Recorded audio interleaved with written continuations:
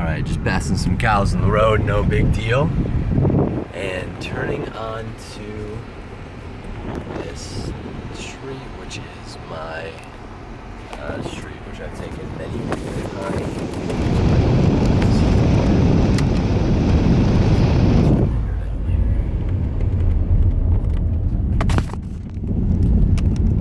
Alright, so we're on. This is the road to my town called Kilometer 16. I took a similar video before, but unfortunately it got totally, just got deleted. I'm not sure why it didn't work, but so this is off Google Maps. GPS pretty much worked to get to the town that I was in a little bit ago, and then after that it kind of just, you're off the grid. So out here, like, there's no signal, there's no, for me, there's no Wi-Fi. You can get, if you have local cell phone service, you could probably rock that, but I am not a local at the moment anymore. So here we go into the deep, off the grid area.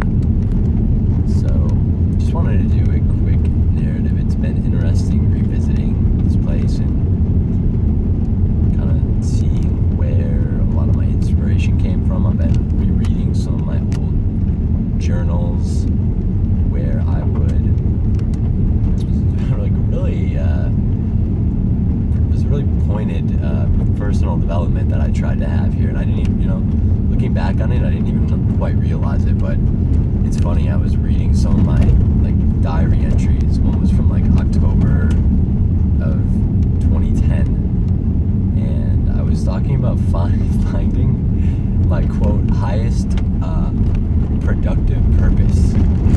I don't know what I was on that day. I don't really go around talking about that, or I don't even think about that anymore so much. I haven't for a while.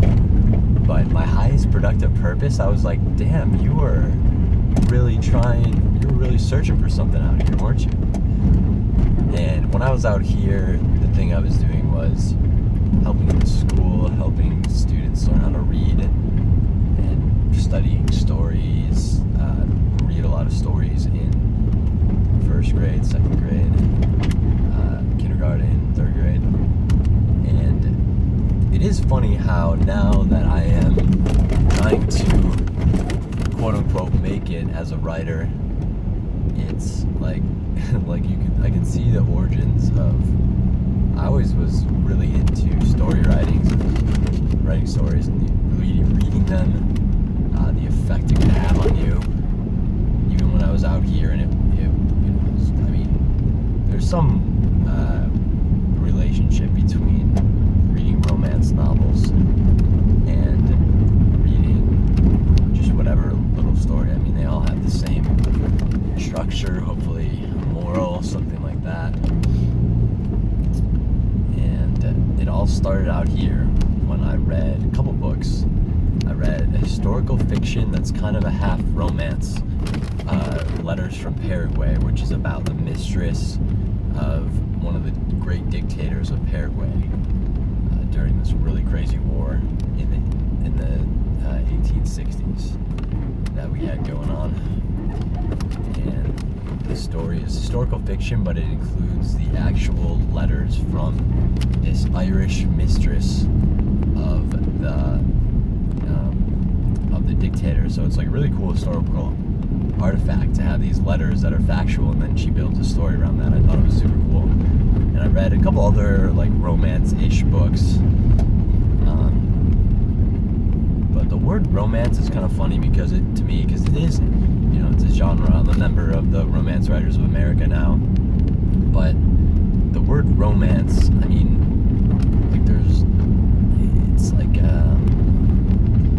it kind of denotes love. It has those connotations of having a love story to go along with it, but it doesn't necessarily, if you're a romantic, it means you just, I think it also can mean you just enjoy some of both the simpler and the finer things in life, and you believe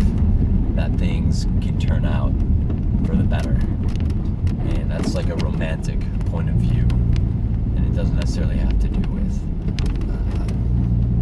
like a love story. So it's, I don't know, I feel like a lot of books have a romantic aspect to them, but not, even though they're not necessarily a romance by the letter per se book. And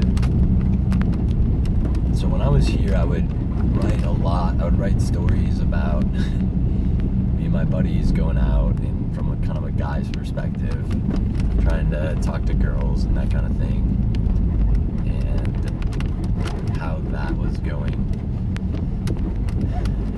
And then it kind of just steamrolled, snowballed, not steamrolled, kind of snowballed eventually into what I'm doing now, because I wanted to do a screenplay about like a guy's experiences, like guy point of view type romance screenplay. And then when I got done with that, I said, well, I'm going to try something else. I'm going to try romance writing, and it has been something that is I think it's just lucky. I'm lucky to be alive at a time when independent publishing is something that is at least doable.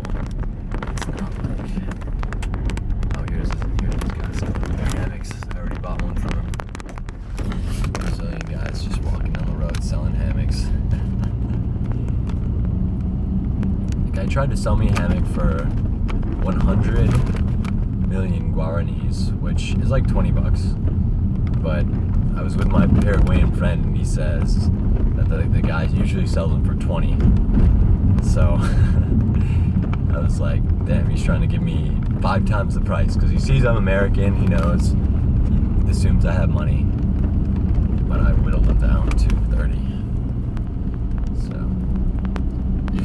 but anyway, side note. And yeah, it's been just interesting revisiting kind of where some of my development started, how far I've come, how much I have to go, how in some ways back in the day my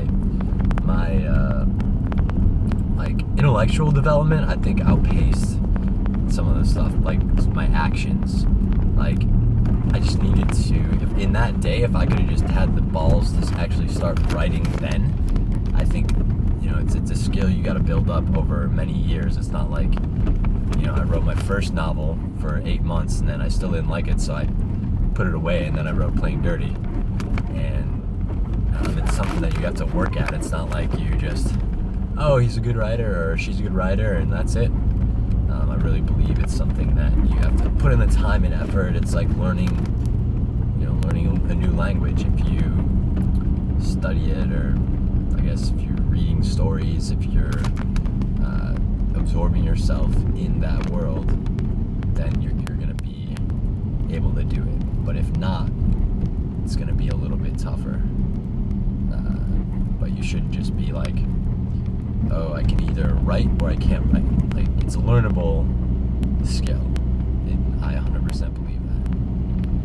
And now we're coming up on kilometer 14. And there's a football field. Catching back up to this guy that passed me on the moto earlier. I'm starting to relearn these curves again, so I can take them a little bit faster than I did the first time. Having a car here is nice, I gotta say. I mean, you shouldn't abuse the privilege, but damn, it's nice. It's really, really sweet. When I lived here before, I would walk everywhere. I'd walk 5 miles to get to the bus, then take the bus into town for the day, and then get off at night, and then walk 5 miles at night in a place where there were no lights, and try to do it like by full moon or something. And it's kind of dangerous, actually. I don't think I should have done that. But yeah, I mean, we're way out in the boondocks here, and I just found this out. One of the volunteers that was living in the site not too far away from mine that I actually knew. And this guy is kind of a hippie-ish, just goofy guy. He's not even on the grid. He doesn't have a Facebook. Like, I haven't talked to him in 4 years, even though I used to see him once a week at least. But I guess this guy happened to be somewhere where another man came through and had a pistol and was robbing someone and pointed it at my friend's chest. And the guy, he was like, threatening him. And then he didn't kill him. And then my friend, he literally, after that, he called a taxi. He was so freaked out. He called a taxi to come get him from where we're at. And left, went in the taxi, came back once to get his stuff with a car from Peace Corps headquarters. And then he just left and never came back. Talk about an abrupt ending. Man, that's crazy. Can't believe that happened.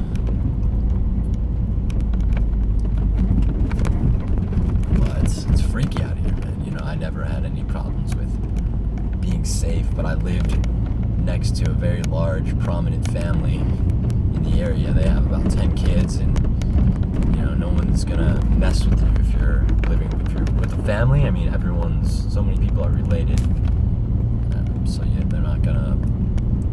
If you kind of have a layer of protection there. So here we are coming up on school after this curve.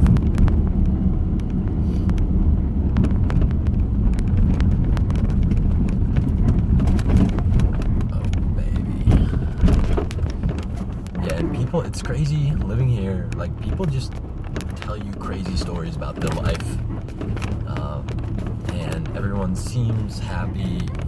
That Paraguay is one of the happiest countries around. But people would tell me these crazy stories, and I don't know if it's because I'm American or I just don't listen or whatever. It's just another school I worked at back in the day. But people would tell me crazy stories about an abusive family member, and how they just finally one day said no more and left them. And crazy stories. I mean, really stuff that I couldn't even fathom, and thought they might be making it up, but they weren't. And that's kind of one of the things that sent me down the road of romance writing. And people like to trivialize the genre a lot. Now here we're gonna go on one of my rants about this, because it's like you go to these quote unquote literature conferences, and it's not there isn't a romance booth. Like, that's happened to me several times. They don't have romance. They're like, no, they have to have their own conference. Well, I guess whatever, it's fine. Romance does have a lot of conferences these days in the U.S. But I mean, there's just so many crazy stories that happen to people here that I was made privy to. A lot of young women too. There's the romantic aspect of a lot of these stories, and it just continuously interested me, and it never really left.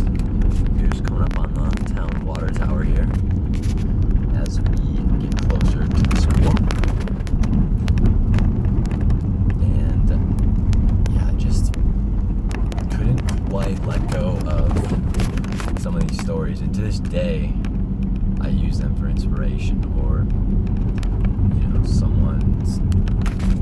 someone died in an accident, and it was their first love, and they had to get over that. And I really do believe that the romance genre as a form of literature is it's great for stuff like that. Good romance.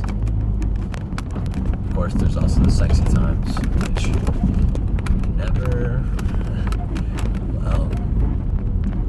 I never totally got to the bottom of sexy times. Oh, dude, that girl is walking on. She took a book from the library of the school. She just pulled on my heartstrings there. It's the library I started, and And I went there yesterday and reminded the students, so I reminded the teachers that, hey, they got these books here, make sure you're using them. I don't care if they, destroy them, whatever. It's gonna last for a year or two, great.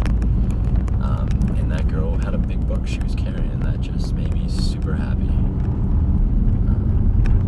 Because you never know when you leave.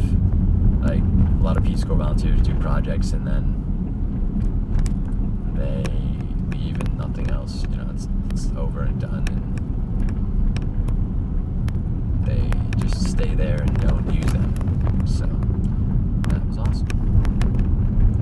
So I'm coming up on the school. Pumped to go. Just stop by the school, and then I'm gonna drink some tea. They have this cold tea that everyone drinks, and I'm excited to drink a little bit. It's good. It's great to drink before your this guy pass here. It's great to drink tea before you are gonna eat lunch, because then you don't have to drink as much during lunch. I don't know. People don't like to have water with their lunch. They just have it by themselves, which is funny because everyone's like, oh, that's so weird, a lot of Americans. But then conventional wisdom in the US is actually to let your stomach acids digest that and not drink as much.